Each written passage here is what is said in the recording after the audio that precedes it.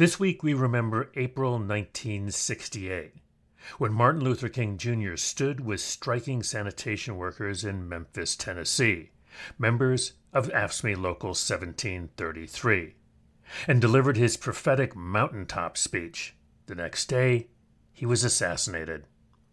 We'll hear reflections on King's labor legacy and what it means for organizing today, because, as AFSCME President Lee Saunders reminds us, unions are still the answer.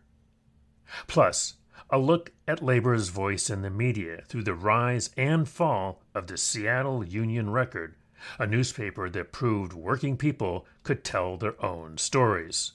And with the 2026 baseball season just getting underway, we turn to the business of the game and a story that may echo into this season in historic ways. A special segment from the Heartland Labor Forum explores how the Major League Baseball Players Association became one of the most powerful unions in history and how the fight for free agency transformed both baseball and labor relations. I'm Chris Garlock, and this is Labor History Today. I'm Rick Smith, and this is Labor History in 2. On this day in labor history, the year was 1968. That was the night that Dr. Martin Luther King Jr. gave his now famous "I've Been to the Mountaintop" speech at the Mason Temple in Memphis, Tennessee. He was speaking in support of striking sanitation workers who were members of AFSCME Local 1733. During his speech, he said, "Well, I don't know what will happen now. We've got some difficult days ahead, but it doesn't really matter with me now because I've been to the mountaintop, and I don't mind. Like anybody, I would like to live a long life. Longevity has its place, but I'm not concerned about that now. I just want to do God's will, and He's allowed me to go up to the mountaintop, and I've looked over, and I've been to the promised land. I may not get there with you, but I want you to know tonight that we, as a people, will get to the promised land." The next day, Dr. King was murdered by an assassin's bullet at the Lorraine Motel. In 2015, AFSCME President Lee Saunders wrote about the importance of remembering Dr. King's legacy to today's labor movement. Let's honor Dr. King by taking a page out of his playbook. Let's give workers the power to reshape our struggling economy and improve the lives of all Americans by negotiating better wages and benefits. Yes, unions are still the answer, the path to the middle class, for every American and not just African Americans. We follow Dr. King's path. We pursue his dream by organizing. It is the way forward for our union and the nation.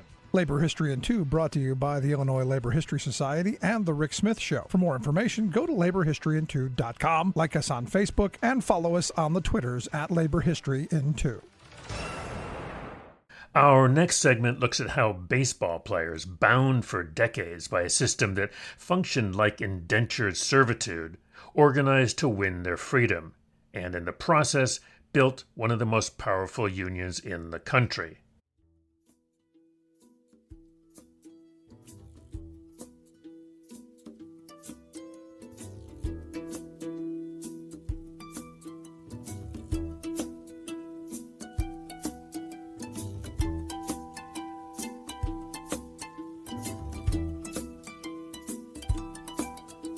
Step by step along this march can be won, can be won.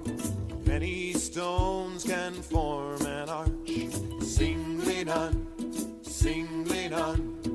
and by union what we will can be accomplished still. Drops of water turn a mill, singly none. Welcome to the Heartland Labor Forum, a weekly show of news, information, and commentary by and for the working people of Kansas City.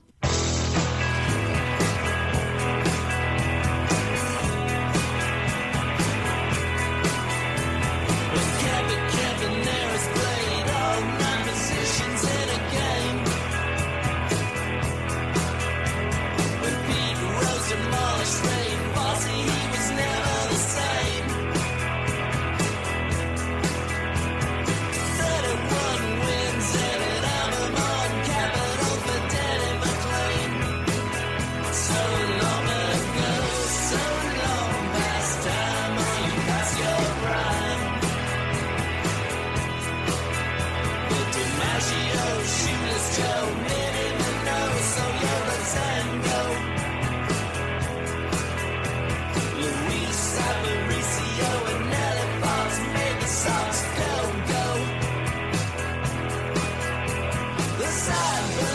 baritone and Oscar Gamble's afro.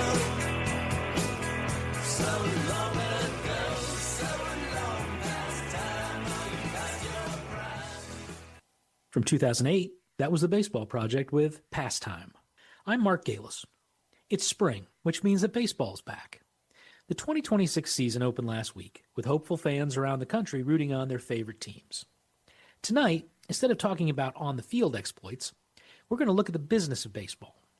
By nearly any metric, the Players Union, the Major League Baseball Players Association, is one of the most successful labor organizations in American labor history, thanks in large part to the late Marvin Miller, the longtime executive director. And it's the 50th anniversary of the union's biggest victory, free agency for the players. Joining us to discuss the union and the advent of free agency is Professor Michael Haupert, professor of economics at the University of Wisconsin-La Crosse. Professor Haupert writes extensively for SABR, the Society for American Baseball Research, on the business of baseball. He's the 2020 recipient of SABR's Henry Chadwick Award, which honors baseball's great historians, researchers, statisticians, and archivists. Professor Haupert, welcome to the program. Hello. Let's talk first about the origins and the history of the Players Union. Professional baseball, we know, started around the 1870s with the National League, sort of as we know it. The American League came later in around 1900, 1901. What did the first Players Union look like? Well, the first Players Union was actually in the 19th century. John Montgomery Ward, who became an attorney, might have been an attorney at the time. He was a player. And he organized a league called the Players Union, the Players League, and that league was formed by the players, and it was supposed to be all about the players, which was fine, except that the players didn't have enough money to finance teams, and so it didn't last very long. From that point until about the 1950s, there was really nothing. Robert Murphy became the first person who really headed any kind of players union. And it didn't really resemble anything like a union. First of all, Murphy was hired by the owners. He was paid by the owners. He was recommended by the owners. He'd been a former judge and attorney who'd worked for the owners. So it would be hard to say that he had the players' best interests in mind.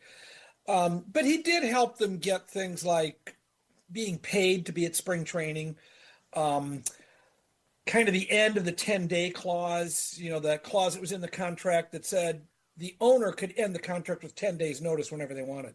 By the time he came along, that was the most frequently stricken clause that I found when I've been studying contracts, is the one thing a lot of players were able to negotiate was to strike that clause. And I don't suppose it was a big, give on the owner's part, but nothing really happened with the players' ability to really leverage anything with the owners until they hired a union guy. And once we got that, then we had a union that eventually grew into probably, arguably, the most powerful labor union in the history of the world. Well, we'll get to Marvin Miller here in a second. You talked about the standard player contract that was in existence for players throughout the beginning of baseball. And there's one particular clause that I wanted to talk about, and that is the reserve clause, which is sort of how we got here in terms of free agency and everything else. So could you briefly explain what the reserve clause was? So the reserve clause was a brainstorm of the owners of the original National League, and it came about in 1879. And the owners were really tired of stealing players from one another. And so in order to prevent themselves from doing that, a man named Arthur Soden, who owned the Boston Braves, who are now the Atlanta Braves, came up with this idea that at the end of the year, each owner would submit a list to all the other owners of 5 of their players that they wanted to keep. And then there was a gentleman's agreement that you wouldn't sign any of them. And that became very popular. And the owners used it to kind of make the players believe that this was an honor to be put on this reserve list. You couldn't now bargain with anybody else for a raise, but it meant we loved you. And so players actually kind of bought into this, that this was a badge of honor. If you were put on the reserve list, it meant you were so good they didn't want to lose you. Of course, it didn't take very long until the entire team was reserved, and it wasn't really as much about stealing players from one another as it was about controlling salaries, which it did a marvelous job. And so the reserve clause always has been the same thing. It's a very short clause, and it basically says that this clause allows the employer, the owner, to renew the contract. Originally, it was at whatever terms they wanted. Later on, it was the maximum salary reduction you could give a player was 20%, but it allowed the owner to renew the contract if the player didn't sign, or, at their behest, they could just renew the contract. So this lasted almost a century, where everybody just seemed to take it for granted that once you signed your first contract, you were basically indentured for life unless the employer didn't want you anymore. They could end the contract originally with 10 days notice, and then finally they had to let it go through the end of the year. But at the end of the year, if the owner didn't want you, they could just cut the contract off. They weren't obligated to hire you for the next year. You, as the player, were the only one who was obligated to come back. And it was just kind of taken for granted that you had to come back as long as they wanted you back. And if they didn't want you and they sold you somewhere else, that same contract was in effect there. This is one of those situations where someone would say, well, I'm not a lawyer, but that seems strange. But I am a lawyer, and it seems absolutely crazy that you can read that to have, it violates all levels of reasonableness. The idea that you can just renew it and renew it and renew it in perpetuity seems crazy. You referenced the Supreme Court and the cases, I think it's the federal baseball case, maybe Toulson after that, which the Supreme Court basically bailed out the owners by saying, well, baseball's not interstate commerce. It's not a business. It's a game. It's a pastime. It's pastoral, all this stuff, bucolic, whatever words you want to use. And they really seem to bail out the owners, where you read those cases today, and it's hard to even keep a straight face with the idea that baseball's not a business. Yeah. Now, the owners, the first hint that the owners didn't really believe this actually came during 1915 during the Federal League. So that was the most recent time another league has challenged Major League Baseball. And so this Federal League started up, and they were bidding for players, and they drove up salaries, and they argued that the reserve clause was illegal, and they weren't going to put reserve clauses into their contracts. And what they did in order to get around it is they didn't go after players who already had signed a contract. They only went after players who were only bound to their teams by dint of this reserve clause, which they argued wasn't enforceable. But what Major League Baseball did in response is, right at that time, you start to see in the standard player contract a clause that was inserted that specifically paid the players a fee for the reserve clause. So they were acknowledging now that they were actually being paid to give up that right, to make it an explicit contract between the two. Now that language disappeared after the Federal League. That's consideration. Under contract law, that's consideration. Exactly. And it only lasted for a few years, but it was specifically there. And I did notice that in these contracts. And it was very clear when it was happening. It was right when the Federal League was pushing and making a big deal about these contracts. What a coincidence. Hard to believe. Yeah. Before we get deeper into how players built one of the most powerful unions in the country, it's worth remembering that labor's strength isn't just on the shop floor or the playing field. It's also in how workers tell their own stories. Here's Conor Casey, labor archivist and head of the labor archives at the University of Washington. For nearly 30 years, it was the voice of labor in the Pacific Northwest. It was the newspaper with the radical idea to present the news of the day and the interest of the working person. This is the story of the Seattle Union Record. It began in 1899, born from a simple proposal at a union meeting. By 1903, the Central Labor Council of Seattle owned it outright, making it the official voice of organized labor in the city. This was rare. It was the only daily paper in a major American city owned by a central labor body affiliated with the American Federation of Labor. For years, it was a weekly, financially struggling, often surviving on donations alone. But its editor, a man named Harry Alt, had a dream, a daily paper that would compete with the kept press, the mainstream media, which he accused of being completely subservient to business interests. In 1918, the dream came true. Alt raised the money, secured the press, And on April 24th, the Daily Union Record was born. Its motto was simple: publish for principle and not for profit. And it took off. It championed locked-out young telegraph women. It covered the trial of labor activist Tom Mooney like no other paper would. It even published speeches by Lenin. By the end of the year, its circulation had exploded to over 25,000. Then came 1919, the Seattle General Strike. For 5 days in February, the city shut down, and the Union Record was right in the middle of it, though it ceased publication to honor the strike itself. Its circulation skyrocketed to an incredible 80,000 readers, all hungry for news from labor's perspective. But that success came at a cost. The general strike created some deep divisions within the political spectrum, both in the city at large and within the labor movement itself. The paper became a target. Advertisers fled. Internal fights at union meetings became a weekly uproar. For the next several years, the paper struggled. The post-war wave of labor solidarity receded, and an uptick in nativism, anti-radicalism, and open shop efforts by business interests took their toll on the labor movement throughout the 1920s, taking the Union Record's fortunes with it. The end came quietly in February of 1928. The final front page didn't carry a story about a strike or a labor battle. Instead, the headline read simply, 30, the old newspaper code for the end.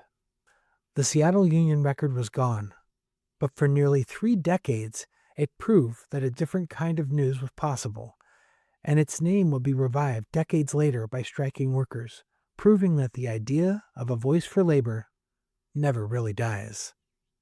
Learn more about the Seattle Union Record and the rich labor history of the Pacific Northwest at the Labor Archives of Washington, laborarchives.org. That was Conor Casey, labor archivist and head of the Labor Archives at the University of Washington. That question, who controls the story, has always been central to labor struggles. In baseball, as we're about to hear, players didn't just fight for better pay and conditions, they fought to rewrite the rules of the game itself. Back now to the story of how that happened and why it still matters today. Let's talk now about Marvin Miller. I've told anyone who will listen that aside from Jackie Robinson and Babe Ruth, I think Marvin Miller is one of the most important figures in the history of baseball. You can probably throw Branch Rickey in there too, but Miller was really a game changer as far as the union goes and how we know baseball today. So who was Marvin Miller, and what were the circumstances of his ascending to the executive director role for the union? So Marvin Miller was an economist for the Steelworkers Union, and he had experience negotiating contracts. And so prior to Miller, if a player had a disagreement with an owner, he went to the owners, and the owners were judge and jury. So the owners, surprise, almost won everything because there was nobody else to bargain with. So the very first strike in the early 1970s, I think it was 1973, maybe 1975, somewhere right around there. That was one of the concessions that the players won, is the right to take disagreements over things to an arbitrator. And that binding arbitration was, each side would present their case and the arbitrator would choose one or the other. The first labor shortages were all strikes by the players. The more recent, labor stoppages, not shortages, the more recent labor stoppages have been instigated by the owners. They've been lockouts. But the early ones in the 1970s, almost every time the collective bargaining agreement came up, 3 or 4 times in a row, the players went on strike and they won whatever concession they were going for. And each time it kind of ratcheted up the pressure they were able to put on the owners until they got to the point where they were able to get arbitration for salary conditions. So that arbitration for salary conditions is what we see today, where if the owners and the players can't agree on a salary after either 2 or 3 years, depending on exactly the status of the player, each side can present what they believe is the correct salary, and then the arbitrator has to choose one or the other. Now, that is not what led to free agency. In the free agency case, The first free agent was actually Catfish Hunter, and he was made a free agent because he had a contract with Charlie Finley of the Oakland A's. And as part of that contract, Finley was going to defer part of his salary and put it into some kind of a trust fund for tax purposes. And he didn't do it. Finley didn't do it. And so Hunter challenged him, and Finley said, "Oh, well, I'll take care of it now." But it had already passed the date when it was supposed to. And this is the whole point. When it didn't happen, Miller made sure that Hunter didn't appeal it until after the date, because that way they could challenge it. And so they did. They challenged it. It went to arbitration, and the arbitrator said, "This is a pretty open and shut case. The contract says you'll do this by this date. You didn't. You invalidated the contract. Therefore, it's now void," and he's free.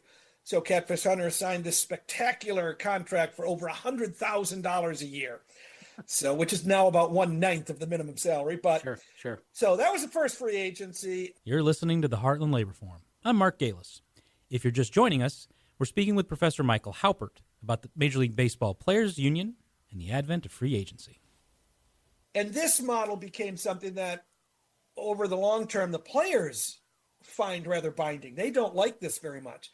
And it's basically the 2-3-6 model that we have now, which is a very small percentage of players after 2 years can go to arbitration.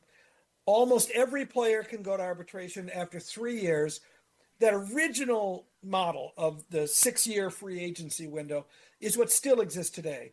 And so now what that means is a team has control over a player for the first 6 years of his service at the major league level.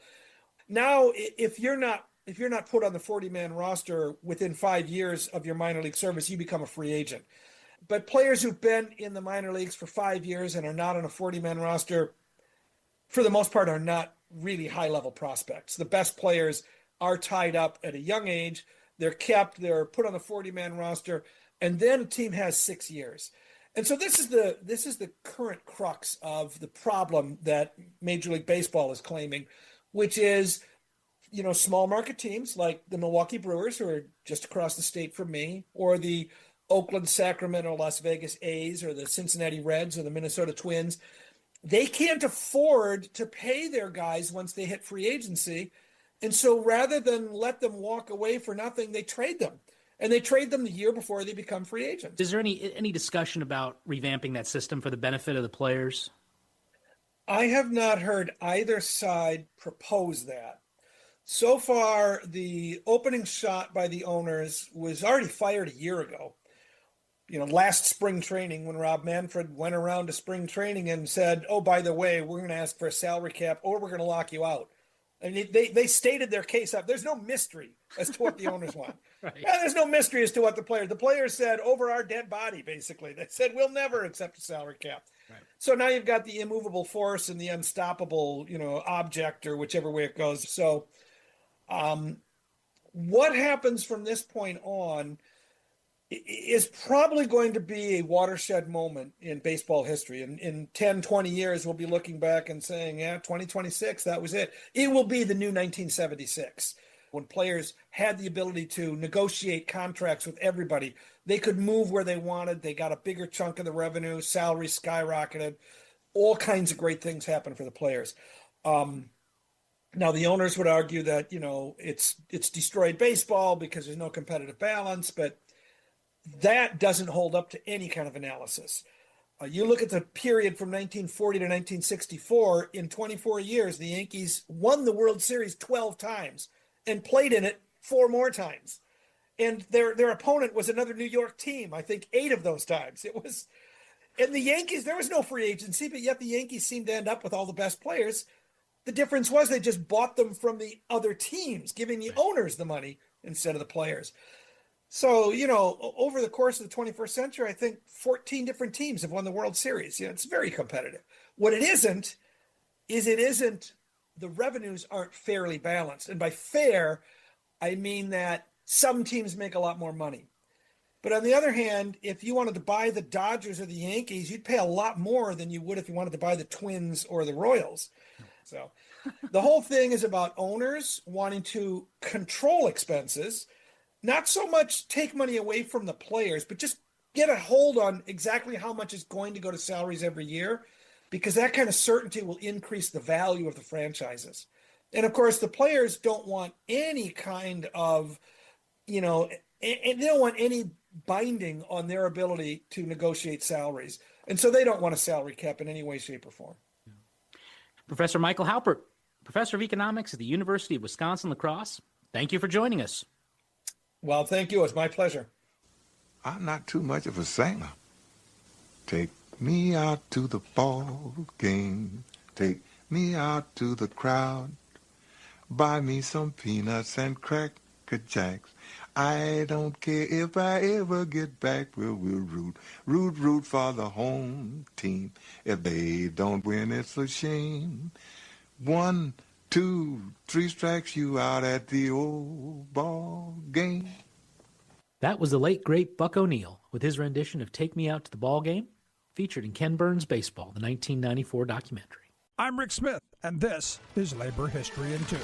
On this day in labor history, the year was 1968. That was the day that Dr. Martin Luther King Jr. was murdered by an assassin's bullet in Memphis, Tennessee. He was in Memphis to support AFSCME sanitation workers who were out on strike fighting for better wages and working conditions. In the later 1960s, Dr. King's organizing had increasingly turned toward addressing the poverty, unemployment, and unfair working conditions faced by black workers. As we pause to honor the memory and legacy of Dr. King today, let us take a moment to reflect on his words. In a message he delivered to a gathering of Teamster Local 815 shop stewards on May 2nd, 1967. In his speech, Dr. King discussed the wave of labor organizing in the 1930s. He recounted the difficulties faced by workers forging new unions. He said, "Yet there was one thing that was won, one thing that was fought for as indispensable, one thing for which all the pain and sacrifice was justified, namely union recognition. It seemed so minuscule a victory that people outside the labor movement scorned it as, in fact, just another defeat. But those who understood union recognition meant the real beginning. Union meant strength, and recognition meant the employer's acknowledgement of that strength. And the two meant the opportunity to fight again for further gains with united and multiplied power. As contract followed contract, the pay envelope fattened, and fringe benefits and job rights grew to the mature work standards of today. All of these started with winning first union recognition. Dr. King died standing up with black workers fighting for that very recognition. Like what you hear? Check out more at laborhistoryin2.com. That's it for this week's edition of Labor History Today. You can subscribe to LHT on your favorite podcast app. Even better, if you like what you hear, sure hope you do, please like it in your podcast app, pass it along, leave a review. That really helps folks to find the show. Labor History in 2 is a partnership between the Illinois Labor History Society and the Rick Smith Show. That's a labor-themed radio show out of Pennsylvania. Labor History Today is produced by the Labor Heritage Foundation and the Kalmanovitz Initiative for Labor and the Working Poor at Georgetown University. Keep up with all the latest labor arts news. Subscribe to the Labor Heritage Foundation's weekly newsletter at laborheritage.org. For Labor History Today, this has been Chris Garlock. Thanks so much for listening. Keep making history. We'll see you next week.